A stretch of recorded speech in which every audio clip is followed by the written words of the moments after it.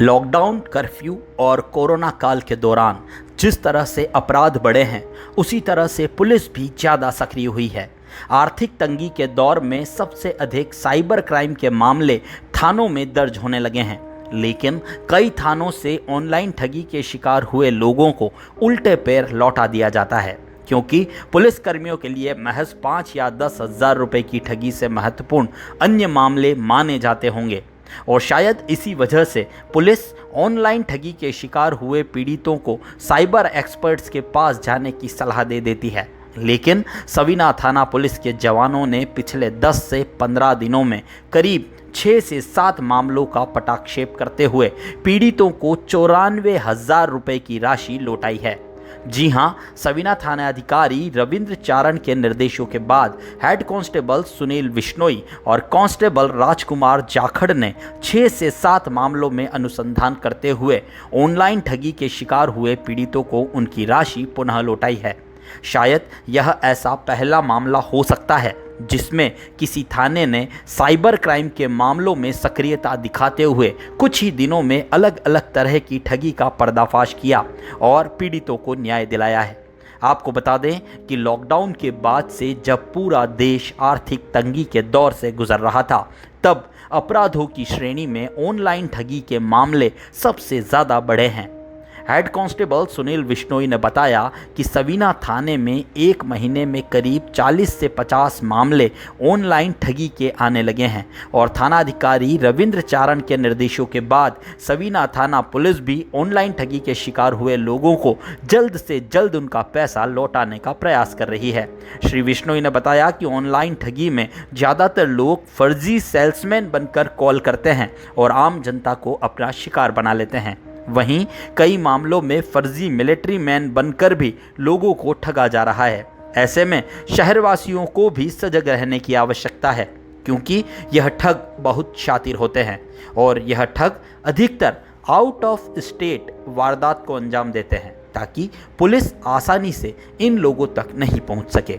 सवीना थाने में ऑनलाइन ठगी के मामलों में कांस्टेबल राजकुमार जाखड़ और हेड कांस्टेबल सुनील बिश्नोई के अथक प्रयासों के बाद 94,000 रुपये की रिकवरी करते हुए पीड़ितों को न्याय दिलाया गया है। अभी पिछले 10 दिनों के अंदर सवीना थाने के अंदर तकरीबन 10 से 15 मामले इस तरह के आए, जिसके अंदर हमने 6 से 7 मामलों के अंदर करीब 94,000 रुपये लोगों के रिकवर करवाए हमने वापस सवीना थाने में। सीआई साहब के निर्देशन में मैंने और राजकुमार जाखड़ हमारे जवान हैं, साइबर एक्सपर्ट है, तो हम लोगों ने मिलके और संबंधित कंपनियों से तुरंत कांटेक्ट करके संबंधित कंपनियों को लिख करके और हमने पैसे रिकवर करवाने की कोशिश करी है। इसमें क्या है कि पैसे जैसे किसी के साथ ज़्यादातर ये जो ठगी हो रही है, ये कोई आर्मी मैन बन के ठगी कर रहा है, सामान पुराना सामान सस्ता बेचने के हिसाब से। कुछ लोग इस तरह OLX पे कोई भी लुभावने ऑफ़र दे रहे हैं। कुछ लोग अगर आप कोई ऑर्डर करते हो ऑनलाइन साइट से, अमेज़ॉन या फ्लिपकार्ट या मिंत्रा, इन सब चीज़ों से, तो वो लोग दूसरे फर्जी सेल्समैन बन के आपको कॉल करते हैं और आपसे कहते हैं कि हम उससे सस्ती बेच रहे हैं। फिर कोई लिंक भेजते हैं, तो आदमी थोड़ा सा लालच की प्रवृत्ति होने की वजह से उसमें आकर के वो लिंक खोल देते हैं और वो अपना पैसा हड़प कर जाते हैं। किस तरह से लोग कैसे ट्रेस करते हैं आपकी भाई ये जो ठगी हुई है, क्या प्रोसेस रहता है, कब तक आदमी अगर मामला दर्ज करा दे तो उसके रिकवर होने के चांस बढ़ जाते हैं? इसमें ठगी होने के जल्दी से जल्दी अपने को रिपोर्ट करनी होती है। रिपोर्ट करीब 24 घंटे तक पैसा मैक्सिमम सभी कंपनियों में गेटवे के अंदर अटका रहता है। तो अगर समय पर पत्राचार हो जाता है, समय पर कंपनियों को लिख देते हैं हम लोग और आगे टाई अप भी करके, जैसे पेटीएम, गूगल पे या फ़ोन पे, जिन लोगों के इनके अफसर्स हैं, जो लाइसेंस अफसर्स हैं, उनसे हम सीधा संपर्क करते हैं। कुछ अधिकारियों का मार्गदर्शन भी रहता है, साइबर टीम का भी मार्गदर्शन रहता है, तो उनसे हम, और बैंकों में पर्सनल व्यक्तिगत तौर पर हम संपर्क करते हैं। तो हमारे सीआई साहब हमको पीछे लगा करके, और जब हम उनका पीछा करते हैं तो पैसा रिकवर हो जाता है। 24 घंटे के अंदर पैसा, अगर सूचना आ जाती तो पैसा रिकवर होने की संभावना बहुत ज़्यादा बढ़ जाती है। जब तक पैसा अगला ठग निकालता नहीं, उससे पहले हम बैंक में रुकवा देते हैं और फिर वो एक प्रोसेस के तहत पैसा रिकवर हो जाता है। किसकी गलती मानते हैं इसके अंदर कि जो इस तरह से जो ऑफर आते हैं मोबाइल पे, उनमें आसानी से इतने लोग इतना पैसा कैसे दे सकते हैं किसी को? कुछ तो ठग वो बिल्कुल आपको बेवकूफ़ बना के बात करते हैं, कुछ लोग लालच में आ जाते हैं। और उसमें खास तौर से एक बहुत इंपॉर्टेंट बात देखनी कि गूगल पे, फ़ोन पे एक रिक्वेस्ट होता है और एक पैसा पे करने के लिए होता है। तो वो आपको बताता है कि आपके खाते में पैसे आ रहे हैं, जबकि बेसिकली वो आपसे रिक्वेस्ट कर रहा होता है। तो अगर आपके लिखा हुआ आएगा कि वो उसने इतने पैसे के लिए रिक्वेस्ट करी है और आप ओके दबा दोगे तो आपको बिना सोचे आपका पैसा चला जाएगा सीधे से। तो आपको पूरा मैसेज पढ़ के और वो उसमें करना है, जल्दबाजी में नहीं करना। और ये बहुत सेंसिटिव चीज़ें हैं। फ़ोन अगर आप उसमें पासवर्ड डाल दोगे या OTP किसी को बता दोगे या कोई लिंक ओपन कर लोगे तो आपका पैसा जाना ही जाना है, क्योंकि बेसिकली आप एग्री हो जाते हो उसको पैसे देने के लिए एज पर सिस्टम से। तो लेकिन फिर भी सब बैंक भी कोऑपरेट करते हैं, सब कंपनियां भी, जो ऑनलाइन कंपनियां हैं, इनको बड़ा सावधानी और सजगता से लेने की ज़रूरत है।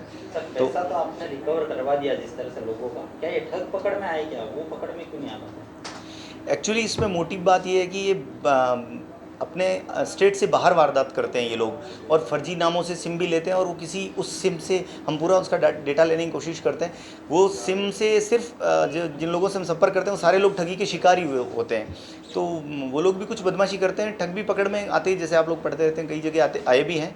लेकिन मोटे तौर पर हम इस पर अभी तक बाहर का स्टेट होने की वजह से, और ये लोग क्या है, जैसे आसाम, बंगाल, बिहार, झारखंड, वहाँ के लोग हमारे यहाँ ठगी करते हैं, तो थोड़ा सा मुश्किल हो जाता है। पिछले 10-15 दिन के अंदर हमारे पास में जो भी ठगी की रिपोर्टें प्राप्त हुई, उनमें हमने पिछले 10 या 15 दिन में करीब 94,000 रुपये की रिकवरी करवाई है। ऐसे मामलों में सर, यदि जिसके साथ ठगी हुई है वो यदि समय पर यदि थाने पे पहुंच जाता है तो ऑनलाइन कंपनियों वगैरह, बैंक वगैरह से संपर्क करके पैसा रुकवाया जा सकता है। बाकी जैसे किसी ने ठग ने पैसे ले लिए और उससे वो आजकल क्या होता है, उससे ख़रीदारी कर लेते हैं। यदि वो ख़रीदारी डिलीवरी होने के बाद में उसमें कुछ भी नहीं हो पाता है, तो डिलीवरी होने से पहले यदि हमारे पास में यदि किसी प्रकार की कोई सूचना वगैरह आ जाती है तो हम वो पैसा रुकवा देते हैं। बाकी बाद में पत्राचार करके उन कंपनियों को जो भी डिटेल हमारे से ज़रूरत होती है कि इस केस ठगी हुई या नहीं, तो उस मामले में वो पूरी डिटेल प्राप्त करके वो पैसा वापस रिफंड हो जाता है।